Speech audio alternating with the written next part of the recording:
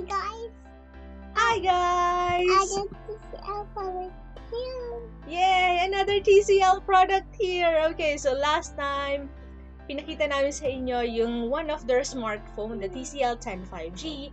And now, we're going to check this one, TCL MOVE Audio S150. Okay, let's read this one, baby. Okay, so S150 is the true wireless headphones. This one is Bluetooth 5.0 wireless and IPX4 sweat and splash proof earbuds. Okay, let me just highlight this. Yes, there are barcodes. Wow, okay, so let's check this one. Okay, we have here 20 hours long play time, HD phone calls, low latency for movie and games, and 13mm speaker drivers. Alright? Okay, so we're now excited. Are you excited? Yes, okay, so let's check this one. Okay, do you want Mama to open it? Okay, come on. Let's open this one.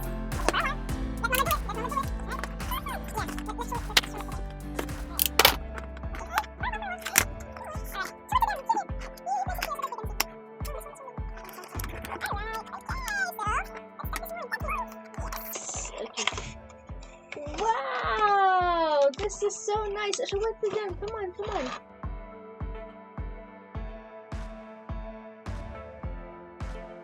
Okay, let's put it there. Oh, no, let Mama do it.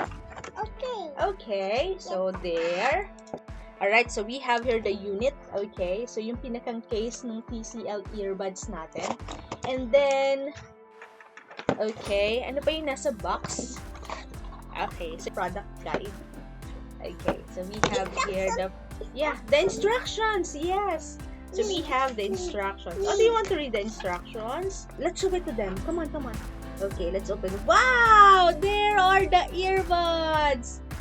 Yay! Okay. Alright.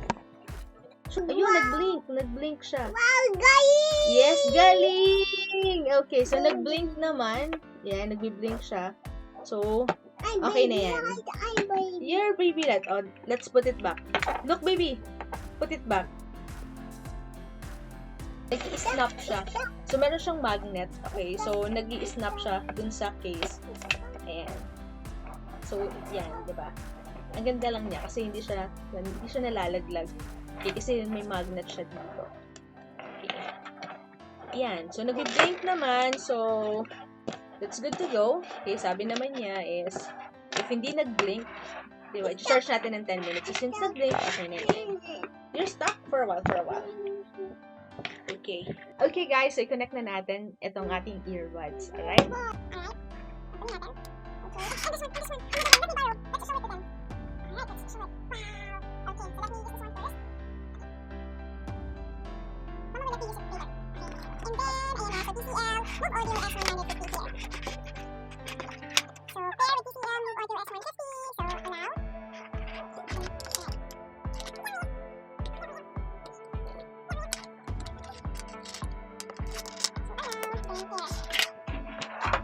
Okay.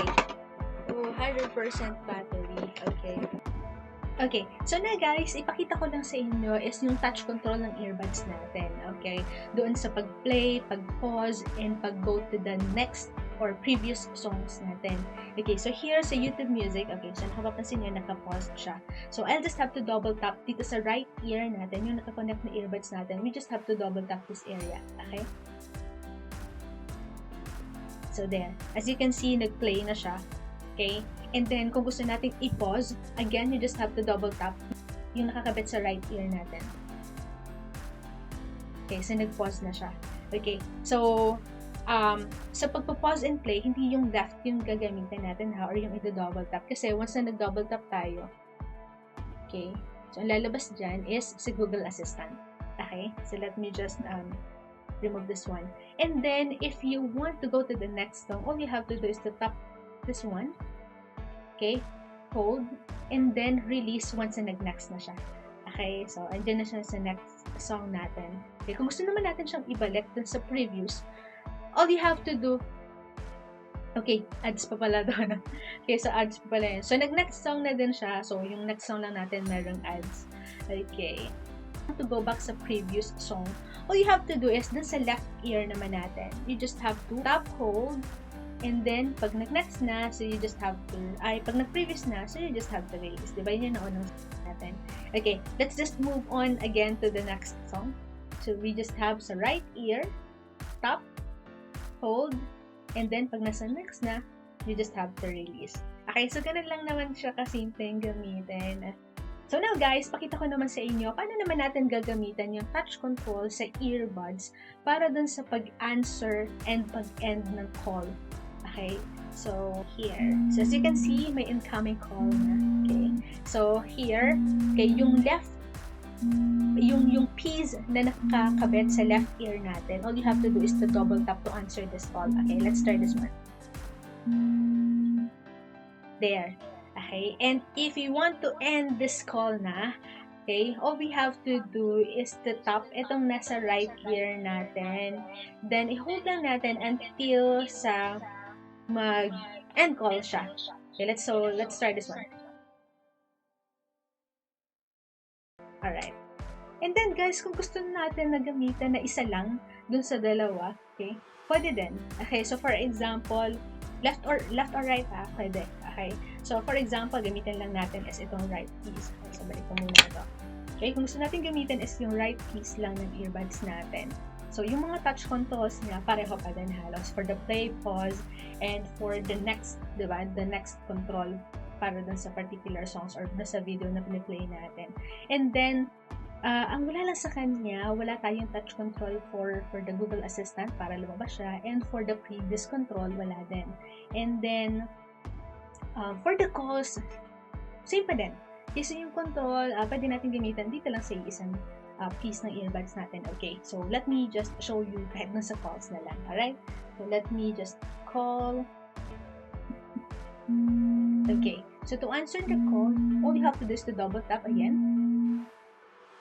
Alright, so ayan na, nasagot na natin yung call. And then if you want to end this call, you just have to tap, hold, then release pagka naka-end call na. Alright? Okay. Okay guys, so pakita ko lang sa inyo yung pag-charge na to. Okay. So here, yan, makikita natin, nagbi-blink yung maliit na ilaw na nandyan. Okay. Then pag full charge na yan, okay, hindi na yan iilaw. Alright, so let's just wait for a while. So this is almost full charge naman na kanina. So saglit na lang ito. Okay? Okay, so ayan, full charge na siya. So makikita nyo, hindi na siya nagbi-blink. Okay, so okay na to. Okay, so full charge na. And then guys, okay, makikita natin yung kung ilang percent yung charge niya. Okay, once na kinonect na natin siya sa device. So any device, maski nung trinay ko siya sa laptop, nakikita din doon kung ilang percent eh. Okay, sa Bluetooth settings, then yung, di ba, connect natin siya. So, makita nyo doon kung ilang percent na. Okay? So, let's just connect this one. Ayan. So, makikita natin dyan. It's 100% battery. There. Oopsie. There. Ayan. 100%. Okay. So, every time naman, pag tinignan nyo, para ma-check nyo kung ilang percent yung battery, tingnan nyo lang dito. Ayan, nababago naman siya. Okay? And then, nga pala, i-share ko na lang din. Kasi, nung trinay ko siyang continuous na naka-connect sa PC. Okay, so, nag-iwan lang ako ng songs na naka-play doon. Okay, so, for 1 hour and 43 minutes. So, yung na-consume niya is 40%. So, pag kinomplete natin, yung 40% na yun, sa 1 hour and 43 minutes, okay, lumalabas para maubos yung 100% na charge ng ating earbuds. Nasa 4 hours mahigit. Okay, so not bad, diba? And then, guys, syempre, ang pinaka-importante, diba, yung sounds niya. For me, nagandahan ako sa sounds niya. Alright? And, for me, it's a thumbs up for TCL. Okay guys, so that's it for this TCL MOVE AUDIO S150 here. And if you guys want to check it out, yung link ng product na to sa mismong TCL website is nilagay ko na sa description box below. Okay?